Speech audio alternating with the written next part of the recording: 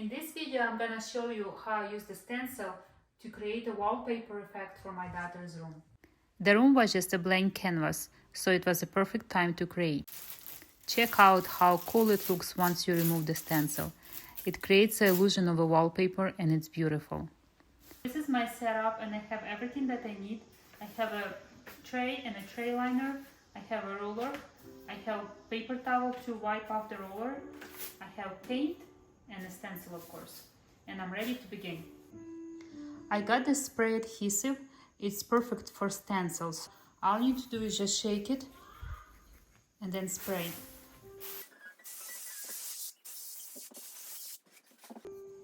I have now sprayed this adhesive everywhere, and it's just a slightly sticky, but it sticks well to the wall, and it really makes a difference when you're trying to move it to the and attach it to the wall. So you want to give it a couple seconds, couple minutes maybe, to dry out, and then it's ready to be put on the wall and start painting. Also, you want to use it like I put a plastic underneath. You want to put something because this plastic is sticky as well. So you want to put something underneath your stencil while you're spraying it. Make sure you figure out which side is back and which side is front, so you spray the correct side. As you can see right now, the stencil is attached to the wall by the adhesive.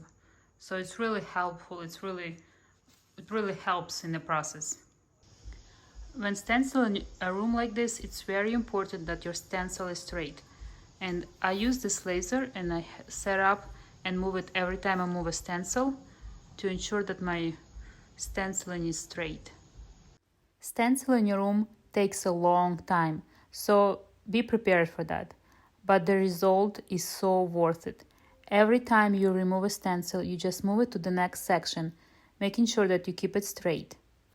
This was day 3 already. This is how much I have done between doing stenciling and then taking care of my family. It really was a slow process, but the result was beautiful. When you're stenciling your wall, it's important to figure out where to start. And in my case, I thought this corner would be a logical starting point, because once I go around the whole entire room, I'm gonna come here, and if they don't align here, it's gonna be fine because you're not gonna be really able to see. Like if you're looking, you just see this line here. So if you decide to stencil a room, kind of think it through where you wanna start and where you wanna finish.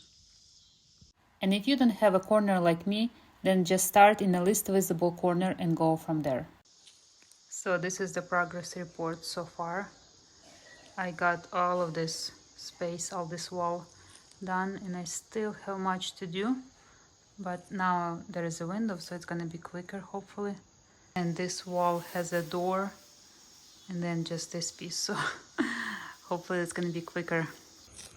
I wanna show you how I do the corners. Corners are the most trickiest one because you kind of have to bend the stencil and just do your best. So that's what I'm doing here. I'm doing one side and then another, and I just bend the stencil and just kind of push it in as far as I can.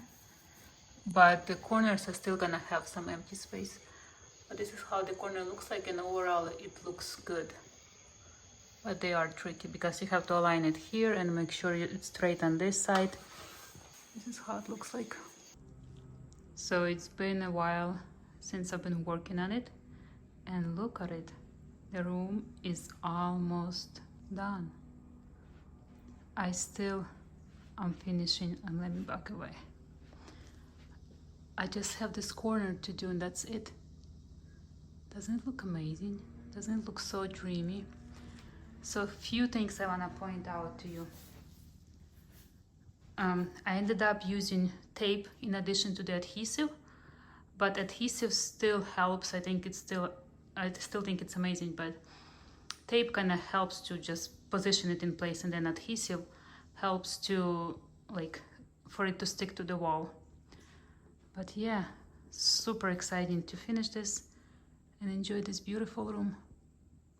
So here's a close-up of my stencil that this section is already done, and I just wanted to point out a few things for you. Look for the spots you have missed. So once you do the whole coat, like you see, there is a spot that's missing, so that's gonna look over everything and see if you have missed any spots. I ended up missing those 2 butterflies on purpose because there is a whole version on this side, so it's easier than to try to match it. Another thing is, do not sweat if there is like a bit of mismatch, because in the grand scheme of things you cannot really see it. So it's really hard to align them perfectly. I use the laser, so laser helps me to keep it vertically, but if you don't exactly match, because if you match on the top or on the side, like I matched this bunny but not here, just a tiny bit, just don't sweat it. You're not gonna be able to see it when you look at it this way. And here is the end result. I absolutely love how it turned out. Isn't it beautiful? I could do the teeth for you. You can do the things. Okay.